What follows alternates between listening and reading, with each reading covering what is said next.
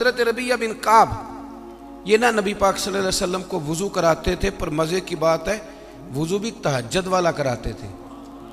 कौन सा जी, बोल के बताइए, समझ आ रही है आप हज़रात को? कौन सा वज़ू कराते थे? तहज्जुद का वज़ू कराते थे। ये वही है जिनसे हुजूर ने फरमाया चल रबिया कुछ मांग ले। बड़े सियाने थे, कहने लगे या रसूलल्लाह जन्नत में वो वाला मकान चाहिए जिसके पड़ोसी आप हों, जिसके पड़ोसी आप, वो वाला मकान। एक दिन ना नबी करीम सल्लल्लाहु अलैहि वसल्लम ने इनसे फरमाया रबिया शादी क्यों नहीं करते? रबिया बोलिए। वो मुझे एक साहब एक दफ़ा मिल गए, कहने लगे मैनू मेरे हज़रत साहब डकिया सी ब्याह ना करी। मैं क्यों ना, आप कीता है कि नहीं? इन्होंने तो दो कीते ने, तो मैं क्या तेनू कल ही डकिया से।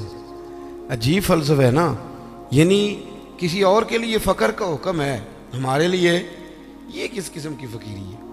अजीब मिजाज है ना ये। यहाँ तो कोई मकासद हो, अल्लाह ताला समझे, समझने की तौफीक अता फरमाए। अल्लाह ताला हमें तौफीक दे कि हम इस बात का ख्याल करें, लेकिन अब मिजाज है हमारा। बहरहाल आमदाम बरसरे मतलब हुजूर ने फरमाया रबिया शादी क्यों नहीं करते? तो कहने लगे या रसूलल्लाह ना तो दौलत है, ना माल है, ना घर है हुजूर, ना नौकरी है, और फिर रंग रूप भी कोई नहीं। मेरा रूप भी नहीं तो मेरा रंग भी नहीं, तो मैनू यार मनाउण दा ढंग भी नहीं। हुजूर कुछ पता ही नहीं, कौन मुझे रिश्ता देगा? हुजूर खामोश हो गए। दूसरे दिन फिर वज़ू कराने आए तो महबूब ने पूछा रबिया शादी क्यों नहीं करते? अर्ज करते हैं कि या रसूलल्लाह ना घर मकान, ना जायदाद, ना कोई और शय, कौन रिश्ता देगा? हुजूर अलैहिस्सलाम खामोश हो गए। एक बड़ी खूबसूरत बात लिखी है साहिब सीरतुन नबविया डॉक्टर अहमद अब्दुल रज़ाक ने। वो लिखते हैं कि हज़रत रबिया बिन काब कहते हैं जब दूसरे दिन भी मैंने मना कर दिया ना, तो मेरे दिल में ख्याल आया रबिया तो बड़ा अजीब आदमी है, जब नबी पाक फरमाते हैं शादी कर ले। समझ आ रही है ना आपको? जब हुजूर फरमाते हैं शादी कर ले तो तू ये दलीलें क्यों देता है? तुझे तो चाहिए तू कह दे हुजूर जैसे दिल करता है वैसे कर ले। एक गुलाम के लिए हुजूर बंदोबस्त कर, जैसे दिल करे वैसे। कहते मैं तीसरे दिन इरादा करके गया कि आज हुजूर ने पूछना है तो मैंने बता देना, पर सारा ही वुजू हो गया, अल्लाह के नबी ने पूछा ही नहीं। मेरे दिल में ख्याल था आप पूछेंगे, आप पूछेंगे, वुजू मुकम्मल हो, लेकिन हुजूर ने पूछा। कहते अब हुजूर मैं अब खड़ा हूं, महबूब फरमाने लगे हो गया वुजू जाओ। फरमाते हैं मैं पलट पलट के देखता हूं, दरवाजे से बाहर गुजरने लगा ना तो एक दफ़ा मैंने फिर पलट के देखा, महबूब अपने मामलात में मशगूल थे। जब मैं पैर बाहर रखने लगा तो आवाज़ दी और मुस्कुरा के आवाज़ दी।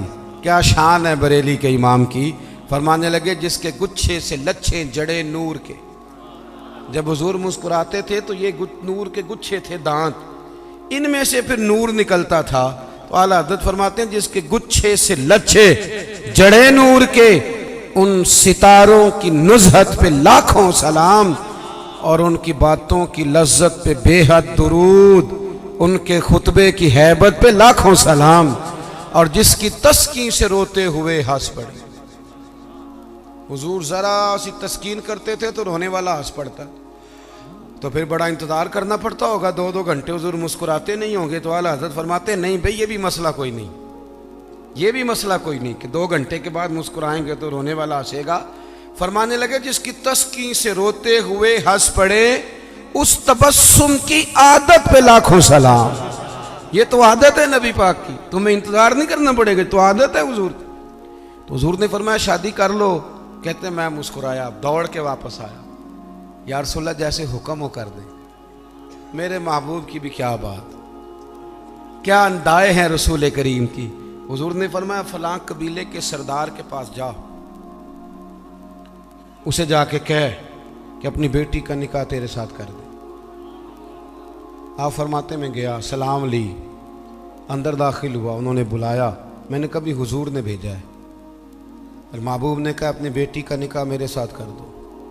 हज़रत रबिया बिन काब रदी अल्लाह ताला अन्हु फरमाते माँ ने उसके बाप की तरफ देखा, उस लड़की के बाप की तरफ, और लड़की के बाप ने माँ की बड़ी बड़ी जो है वो फिक्र होती है लड़की के माँ बाप, दोनों ने एक दूसरे की तरफ देखा तो इनकार नहीं किया कि मैं नहीं, हमने नहीं रिश्ता देना, बल्कि लड़की का वालिद कहने लगा कि महबूब से अर्ज करना मैं आऊँगा। मैं खुद आके हाजिरी दूंगा, उनसे अर्ज करना मैं आऊँगा। हज़रत रबिया बिन काब रदी अल्लाह तआला अन्हु कहते हैं मैं निकल रहा था, नबी रहमत सैयद आलम सल्लल्लाहु अलैहि वसल्लम का वो पैगाम लेके तो मैं निकल रहा था, मैं आगे बढ़ रहा था। फरमाते हैं जब मैं दरवाजे से बाहर हूँ, तवज्जो है ना मेरे दोस्तों की, कहते हैं जब मैं दरवाजे से बाहर होने लगा ना, पैर रखने ही लगा था, तो वो लड़की पर्दे के पीछे से बोली। तवज्जो है मेरी बात पर? वो खातून पर्दे के पीछे से बोली और बोल के कहने लगी गुलाम ठहर जा।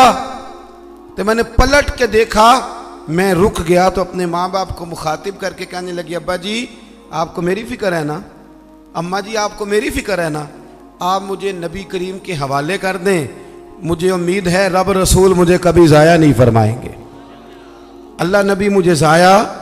हज़रत रबिया बिन काब कहते हैं मैं वापस आ गया, सारा बंदोबस्त हुजूर ने करके दिया, सारा बंदोबस्त। अब बात को समझें, दीन हर जगह इंसान का ख्याल करता है। फरमाते हैं नबी पाक सल्लल्लाहु अलैहि वसल्लम ने हज़रत उस्मान गनी को बुलाया, फरमाया खजूर की गुठली के बराबर होना चाहिए। हज़रत उस्मान कहने लगे हुजूर हाजिर हो जाएगा। फरमाया उस्मान पूछोगे नहीं मैंने क्या करना है? अर्ज़ की हुजूर बता दें क्या करना है। फरमाया रबिया की शादी है, इसने अपनी बीवी को हक महर देना है। फिर हज़रत हारसा बिन नौमान को बुलाया, फरमाया एक बकरी का बंदोबस्त कर, ज़िबा करके पकाना है। पूछोगे नहीं किस लिए? हुजूर हुक्म करें। फरमाया मेरे रबिया की शादी है, इसने वलीमा करना है। कहते फिर महबूब ने मुझे अपनी जेब खास से, करम से, फजल से कुछ पैसे दिए। फरमाया खुशबू भी ले ले और अपनी बीवी के लिए एक जोड़ा भी खरीद ले।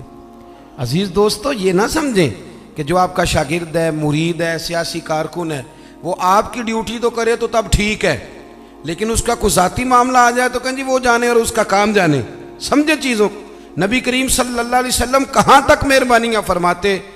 हज़रत रबिया बिन काब फरमाते हैं कि मैं बड़ा गरीब था, मेरे सारे बंदोबस्त मेरे महबूब ने किए। और फरमाते हैं फिर महबूब ने एक और करम किया, मेरे लिए बरकत की दुआ भी कर दी। आप फरमाते हैं कि गुर्बतें चली गईं, अब किसी को कहीं से कर्ज ना मिले तो मेरे घर से मिल जाता है। हर घर से अनाज ख़त्म होने को हो पर मेरे घर से कभी ख़त्म